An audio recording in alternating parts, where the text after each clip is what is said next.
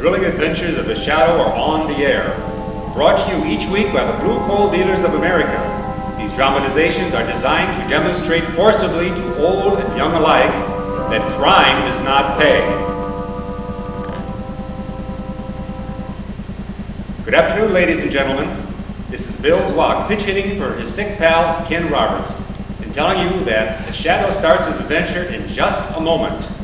But first, are you starting off the right way these cold winter mornings? Does your furnace send up quick heat the moment you open the draft? It will if you burn blue coal. What's more, with blue coal, you'll have truly comfortable, well-heated home all day long. So next time you order fuel, be sure to ask for blue coal. You can get blue coal and free information on low-cost home heating from your neighborhood blue coal dealer. Give them a call first thing in the morning.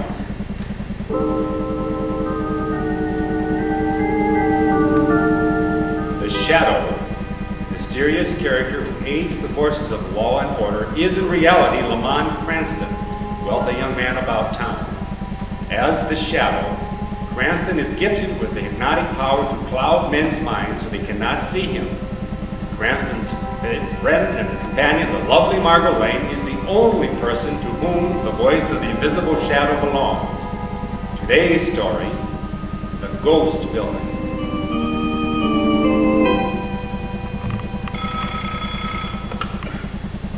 Jerome Need speaking. Yes, we just completed purchase of the ground this morning. That's right. And in your store, you can say that the building we intend to erect will be the largest and finest in the world. We're calling it the Coast Building. That's right. Not at all. Goodbye. Oh, Miss Carlson, why, who are you? What are you doing here? Now, Mr. Need, don't get excited. Who are you? You're the head of the construction company of this proposed new coast building, are you not? That's right. Now look, if you're a reporter, I've already given this story. I'm not a reporter. I've come here to warn you not to erect that building. Now listen, if this is a prank, it's in pretty poor taste. This is not a prank. It is simply a forecast of death and torture if the present plans go through. I don't know who you are, nor do I take any stock in your forecast. I'm sorry, but you're wrong on both counts. My forecast must come true. And you do know me. How? From where? From the past. It's slight wonder you don't recognize me after all this time. But one day, Jerome Need, you will remember me all too well. You'll pay me back in full, all that you owe me.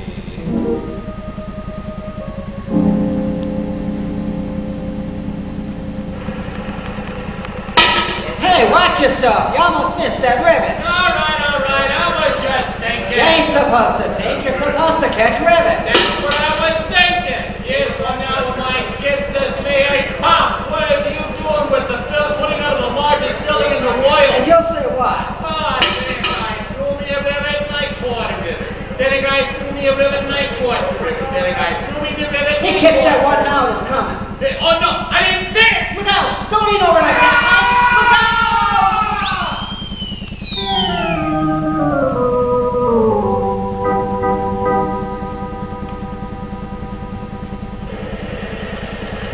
Watch out, bud! We're swinging the gator in! Hey, boss, look at that lad up there. His back is turned and he don't see the girder. Holy! Stop the crane, quick! Look out up there! Watch it, boy! Look out! It hit him! It hit him, boss! He's falling!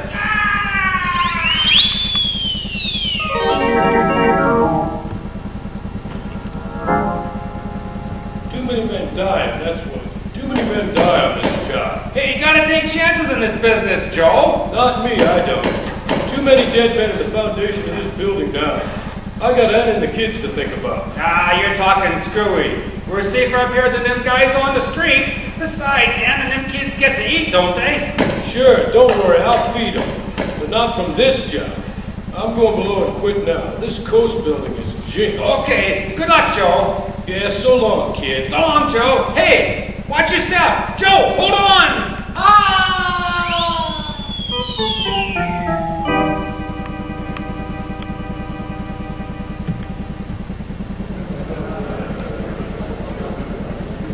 Oh, Lamont, I thought you weren't coming. Oh, I'm sorry I'm late, Margot. You know there's nothing duller than a dedication ceremony. I was beginning to think I'd have to sit through it all alone. Why, that's a fine thing to say, Margot, when I'm about to introduce you to Robert Lewis, the architect who designed this post building. Oh, dear. Well, do you think you'd like to meet Miss Lane after that remark, Bob? Of course I would. I even agree with her statement. How do you do, Miss Lane? Hello, Mr. Say, this is a distinguished gathering. Look who's among those present, our good police commissioner. Hello there, Weston. Hello, Lamont, Margot. Hello, Commissioner. Hey, do you know Bob Lewis? Yes, glad to see you, Mr. Lewis. Thank you, Commissioner. Well, what brings you here, Commissioner? Duty, just duty. These things bore me stiff.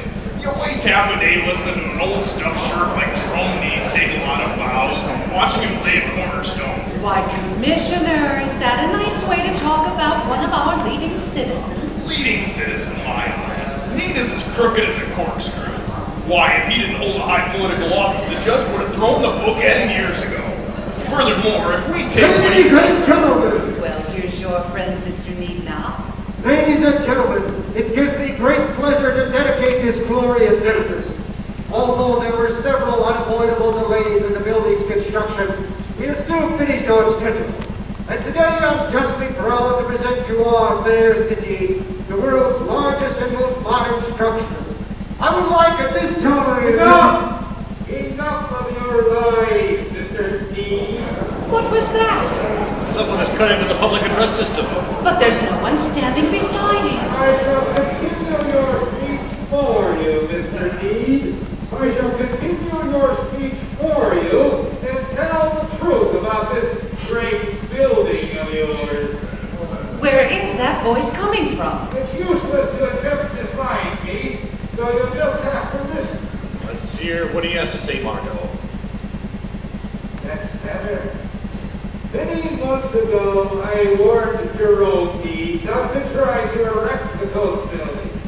These warnings were not heeded. In reciting the glories of this building, Mr. Need did not mention the one very important thing that went into its construction. Human life. Human life? Yes! Human life. The foundation of this building is not all steel, brick, and concrete. There is also blood. Blood of the men who died during its construction. That's a lie! That's a lie! Quiet! I have another warning for you, Jerome Need, and all of you listening shall be my witnesses. The ghosts of the men who died were returned to haunt the coast building. In fact, before too long, the coast building will be known as the Ghost Building.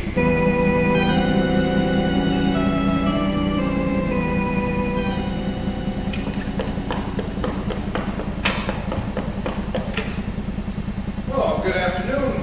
Hello, I'm Mr. Cranston. Is Mr. Lewis in, please? Yes, come right in. He is expecting you.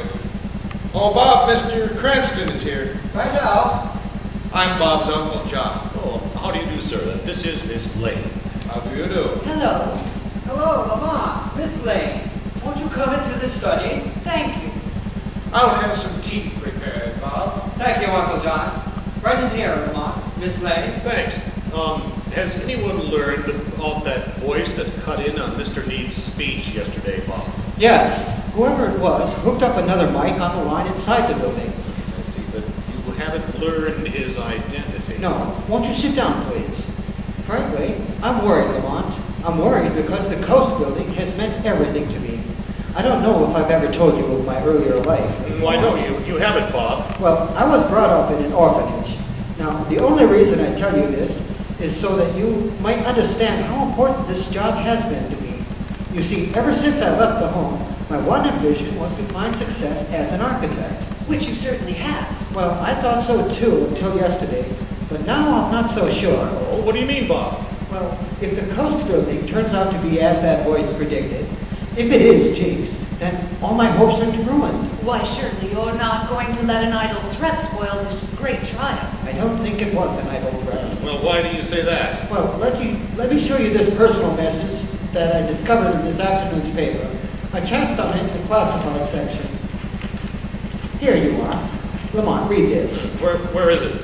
Right there, right at the bottom of the page. Oh, yes, okay. To Henry Johnson, president of H.E. Johnson Corporation. This is not a warning. It is a forecast, the first of many to come. The ghosts of those who died that the coast building might be erected will return today to claim their own. Johnson has a big suite of buildings in that office. But surely a threat as public as that couldn't be carried out. Has anyone notified Johnson? I tried to reach him on the phone, but he was busy, so I left word to call him so he would call me back. Well, perhaps we should go over there and maybe... Oh, this may be him now. Hello? Oh, yes. Mr. Meade? What? Where? I see. I'll be right over. What's the trouble, Bob? Henry Johnson has just been found in his private office in the Coast Building, stabbed to death.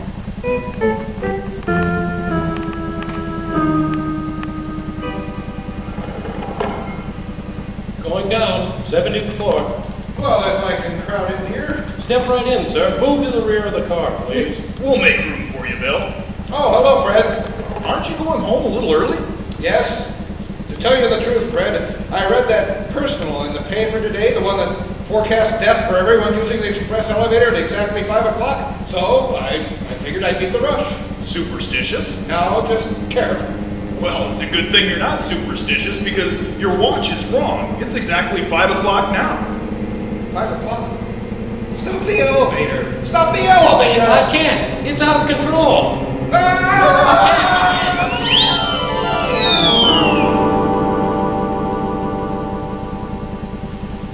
This is the last window I'm going to wash, Steve. 55 stories. It's too high up. Yeah, stop grumbling, will you? Listen, did you see the paper this morning? There was an ad in it, Steve. And in the ad, it said a window cleaner's going to do a Brody sometime today. And brother, I just ain't going to be that guy. No, sir, I ain't. Hey, my safety belt's busted. Here, give me your hand. I can't reach it.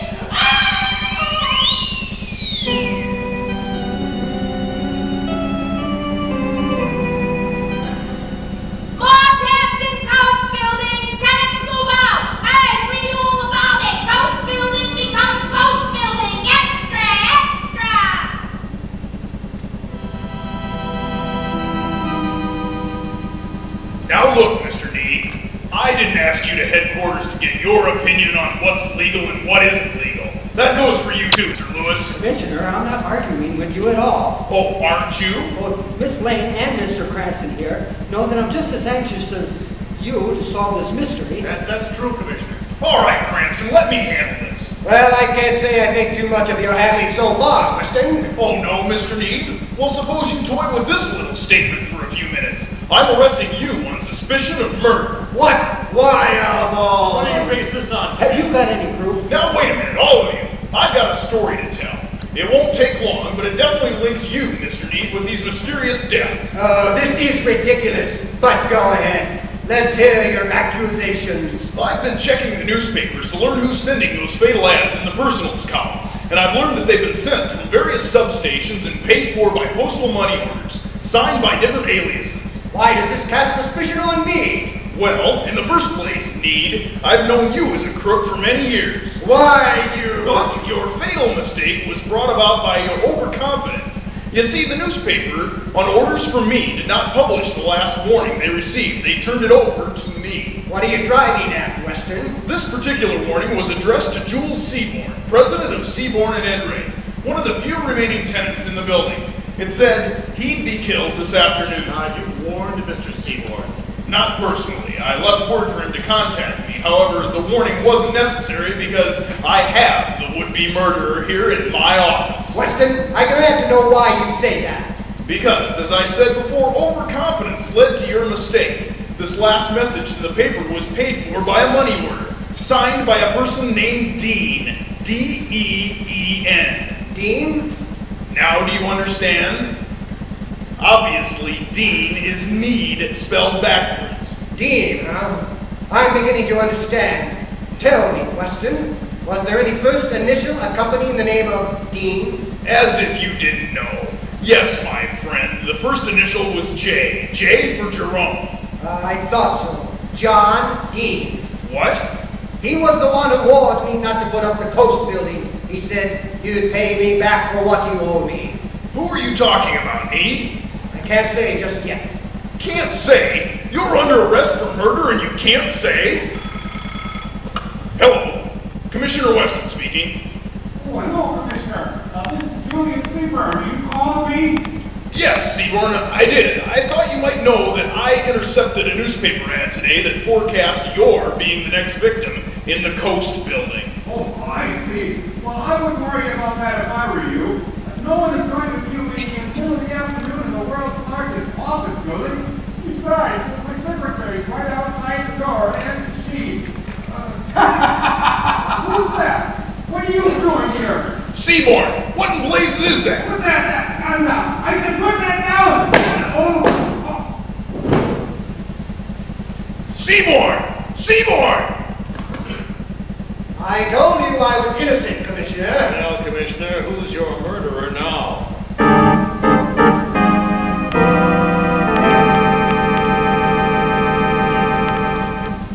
More from the Ghost building in just a moment. But first, are you looking for a home heating plan that will really give you your money's worth? Of course you are. That's why I recommend Blue Coal. For Blue Coal is America's finest hard coal, no doubt about it. But don't take my word for it. Just listen to a trained Blue Coal dealer. Blue coal comes from the very heart of Pennsylvania's richest anthracite region, mined deep down in the earth where only the best hard coal is found. Consequently, blue coal distributes a steady flow of even-burning, long-lasting, healthful heat from cellar to attic. Yes, a blue coal fire will keep you warm and comfortable and help safeguard your family against cold caused by chilly or underheated rooms. So fill your bed with blue coal.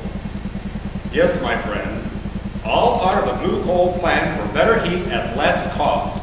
Give your neighborhood dealer a call tomorrow. His name is listed in the Where to Buy It section of the classified telephone directory under the words Blue Coal. And now we return to the Ghost building.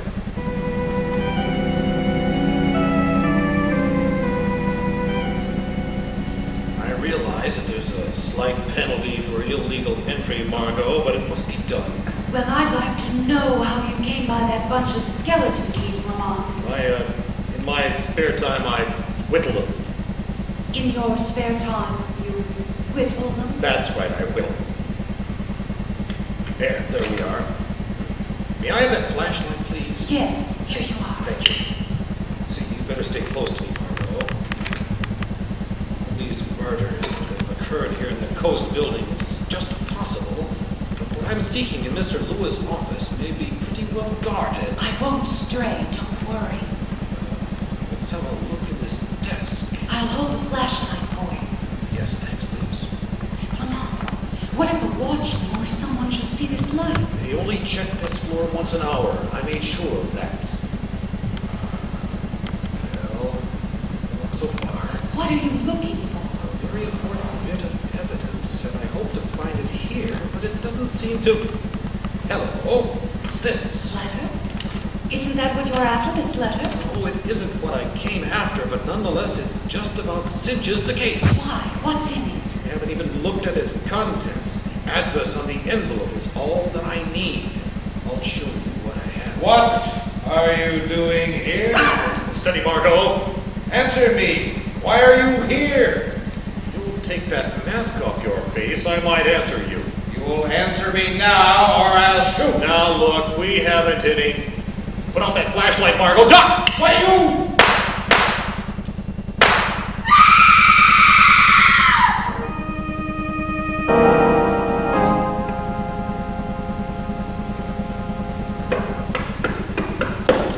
No, it's no use, Margot. He's gotten away and we can't break through this paneling. Oh, Lamont, where could he have gone? He's somewhere behind this wall. Hey, you see that trail of blood leading across the floor? I must have wounded him. Oh, Lamont, what can we do? I know what you can do, Margot. What? Contact Commissioner Weston at once. Tell him to send a squad of men to the Coast Building because I'm certain that another murder will soon occur. Well, where are you going? I'm going to pay a call on Robert Lewis' home as the Shadow.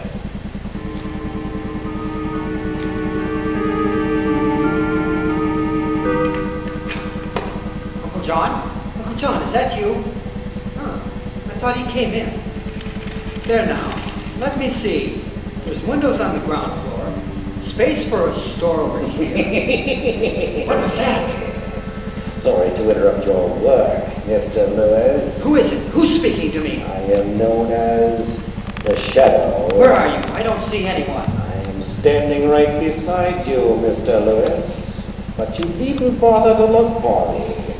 By hypnotic power, I have made myself quite invisible to your eyes. Why are you here? What do you want of I me? would like to know where your uncle is. Why, he's out.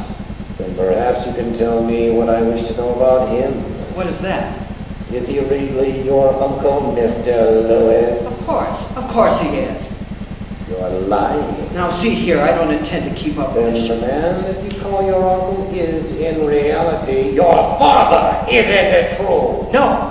And you are not Robert Lewis. You are Robert Dean, the son of John Dean, the man you call your uncle. I don't know what you're talking about. Then perhaps I remind you of a letter. It will help. A letter addressed to you at the orphanage, postmarked 1908. I found it in your office. How dare you rifle my I office? checked with the orphanage and found that a Robert Dean had left there in 1908 at the age of 3 after his mother had died and his father had been sent to prison to serve a 40-year term. He was sentenced for attempted murder on the person of Jerome Need, his business associate. You learned all this? Your father was released in October of 1940 for good behavior, and he has since made good his revenge on Jerome Need. You can't prove that. Oh, but I can. By the money order that he signed with the name J. Dean. Jerome Need could identify him too. Why do you do this to me? Because you share your father's guilt. Your complicity helped him perform the murder. No! You built those secret passageways in the building, and I have an idea that you even have blueprints, secret blueprints of your work. Now, where are they? You'll never get those. Oh, so you do have them then, in that drawer that you involuntarily reached for. Keep away from me. You shall never get those prints. Oh, yes, I will. Don't touch that way. You're too late, Mr. Shadow. Not too late to see those prints and take them. Give them to me. Give them to me. You'll never get them, no. Then you won't get me either. Lewis!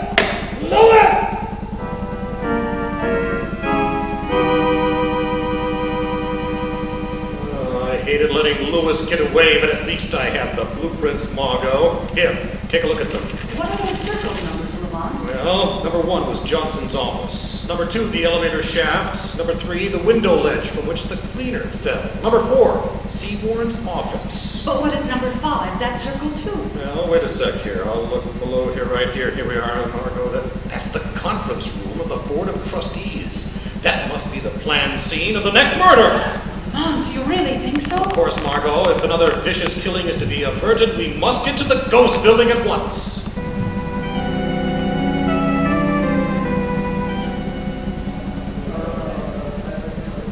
Come along, Margot. Weston's right down here. Lamont, I wonder why the commissioner has stationed so many police on the conference room floor. Do you suppose something's happened? I don't know. I hope we're not too late. Oh, there's Weston. Commissioner! Wait a minute. Not so loud, Cranston. There's a meeting going on. I know. That's not why we're here. You've got to stop that meeting at once. Oh, is that so? Now look, Weston, I happen to know that the next murder or murders in this building will take place in that room. Oh, you mean the 10 board members all together, somebody's going to sneak in there and stab them all. I'm telling you the truth, Commissioner. And I'm telling you the truth, Need. And Need and his directors are holding a meeting in there. And at their request, they're not going to be disturbed. Now that's my orders. And Commissioner, you know how I love to break your orders. Hey, get away from that door. Oh, no! Listen, Cranston, I'm running this show. Weston! Put a handkerchief over your face at once! This room is full of poisonous gas! Holy Moses! We must open the windows quickly!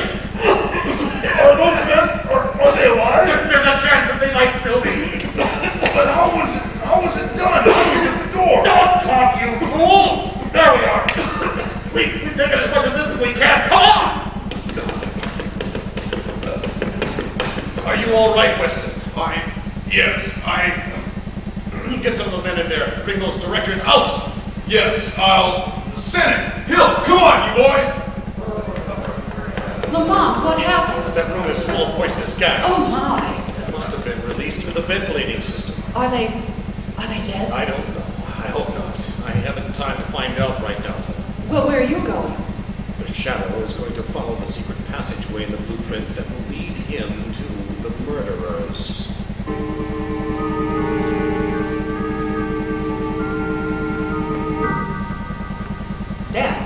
Dad, won't you let me get you a doctor? Oh, no, son. It wouldn't be safe for you. Besides, I'm afraid it's too late. His wound is bleeding so much. Dad, isn't there anything I can do? Yes, Robert, there is. My plan. Take it easy. My plan of vengeance. You must carry it through. Knowing that, I can die happy. What was that? A shadow. I see you remember me, Mr. Lewis. How did you get here? Your blueprints were a great help, and now I am here. Your plan of killing is at an end. Who is this man? I cannot see him. I'm invisible to your eyes, Mr. John Dean, but I am familiar with all you've done. The victims you claimed in this building. He knows everything? Yes, Dad. Everything. Then he must know why I killed. Need sent me to prison. I was an innocent man. An innocent man. My wife died of a broken heart when they took me away. That's why I swore vengeance against Mr. Need. I've ruined him by the destroying of his greatest dream. Nonetheless, you and your son must pay for your crime. No, not Robert. He mustn't suffer too. He was your accomplice, your willing accomplice. I see. Then you forced me to change my plans, yes. What do you mean? I have a charge of dynamite planted down here for just such an emergency as this. I'm about to die anyway, and if my son is to face the electric chair, I'd rather he went out with me, taking all others with us. I wouldn't advise you doing that, Mr. Dean. You're too late, Mr. Shadow. My son has slipped over to the plunger that will set off the charge. See? Even now, he awaits my word. Yes. How do you like that, Mr. Shadow? Don't touch that dynamite, Lewis. Go on, son. Now! The plunger! Now! Yes! Nothing happened. No, I should have told you that I discovered your dynamite and took the precaution of cutting the wires. I guess there's nothing left to do now, gentlemen, except to wait for the arrival of the police.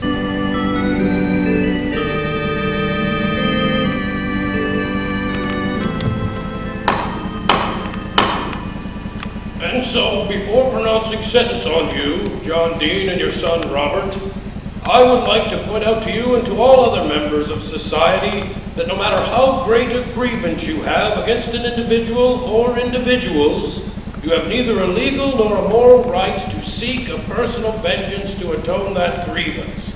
Your case is an object lesson of a familiar phrase that cannot be repeated too often. Crime does not beg.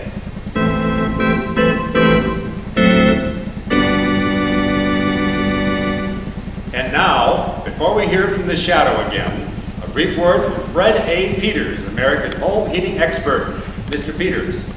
Thank you, Bill's Walk, and good evening, friends.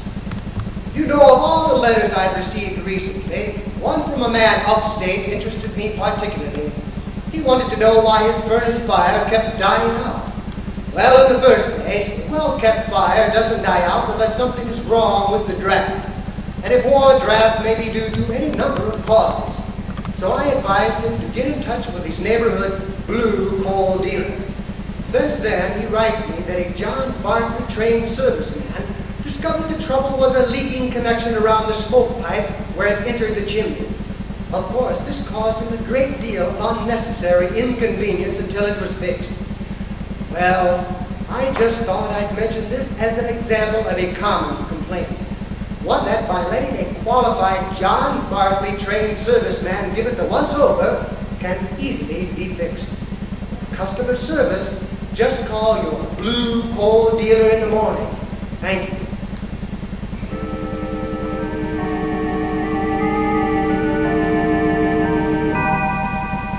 The weed of crime bears bitter fruits. Crime does not pay. The shadow knows.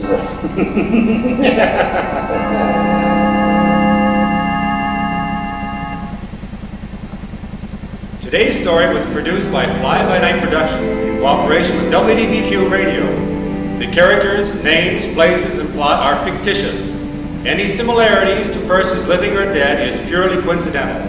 Tonight's cast consisted of Bob Anthony, Andrea Bedner, Terry Lee Shallow, Richard Trees, Jonathan R. Brown, Douglas McCallum, Mike Anderson, and yours truly, Bill Zwak. Music was performed by Paul Hemmer. Our sound engineers were Gene Tiffany, Mike Gibson, Risa Anderson, and Paul E. Knupp. The Ghost Building was directed by Doug Connell. We thank you for joining us, and please keep your ears open for FBN Radio's next production coming this November.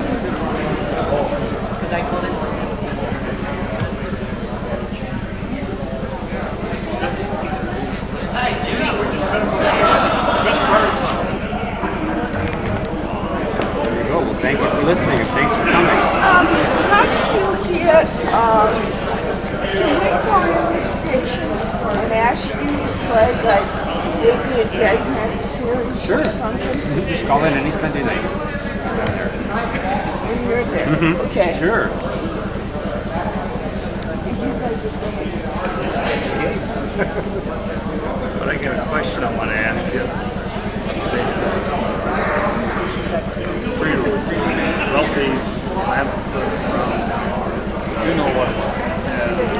She said they were